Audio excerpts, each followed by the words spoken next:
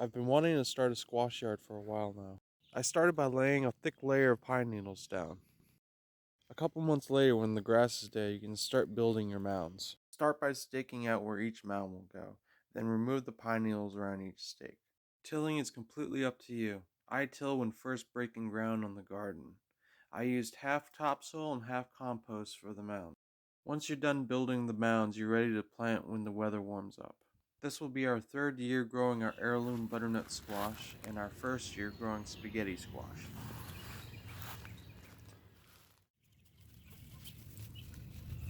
The thick layer of pine needle mulch that I laid down earlier in the year should help keep the weeds at bay in the garden.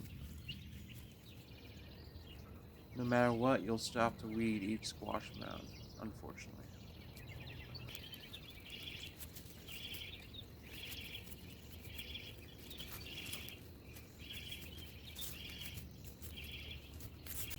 Shay makes a great garden partner. Isn't that right, Shay?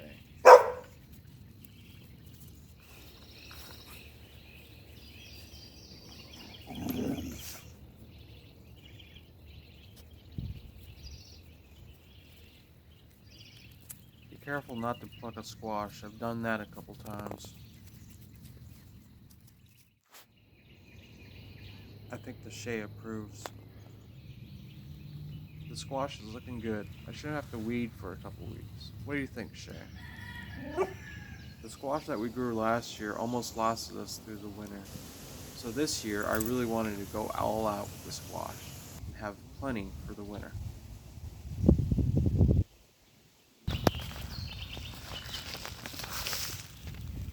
I planted these in early April and now it's mid-May, so I think it's time to start checking for fruit. Squash plants have both male flowers and female flowers on them. The male flowers have a long, thin stem like this. The female flowers have a short, little squash at the base of the flower. Little baby squash.